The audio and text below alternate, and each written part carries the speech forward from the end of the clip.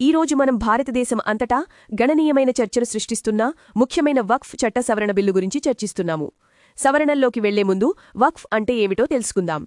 వక్ఫ్ అనేది ఇస్లామిక్ చట్టంలో దాతృత్వ ఎండోమెంట్లను సూచిస్తుంది. మతపరమైన లేదా దాతృత్వ ప్రయోజనాల కోసం విరాళంగా ఇచ్చిన భవనాలు, భూమి లేదా డబ్బును వక్ఫ్ బోర్డు నిర్వహిస్తుంది. అసలు వక్ఫ్ చట్టం 1995లో వక్ఫ్ ఆస్తుల నియంత్రణకు వచ్చింది. అయితే దాని అమలు, పారదర్శకత మరియు వక్ఫ్ బోర్డుల అధికారాలపై ఆందోళనలు పెరగడంతో ఈ సవరణ ప్రతిపాదనలు వచ్చాయి. ఈ సవరణ బిల్లు కొన్ని ముఖ్యమైన మార్పులను తెచ్చింది. కేంద్ర వక్ఫ్ కౌన్సిల్కు ఎక్కువ అధికారాలు, వక్ఫ్ ఆస్తుల రికార్డుల డిజిటలైజేషన్, ఆస్తులను వక్ఫ్గా ప్రకటించడానికి కఠినమైన ధృవీకరణ ప్రక్రియలు మరియు వక్ఫ్ బోర్డులలో ముస్లిమేతర సభ్యుల చేరిక. ఈ బిల్లుపై భిన్నాభిప్రాయాలున్నాయి. మద్దతుదారులు ఇది దుర్వినియోగాన్ని నిరోధించి పారదర్శకత, ఆధునిక పరిపాలన తెస్తుందని చెబుతున్నారు.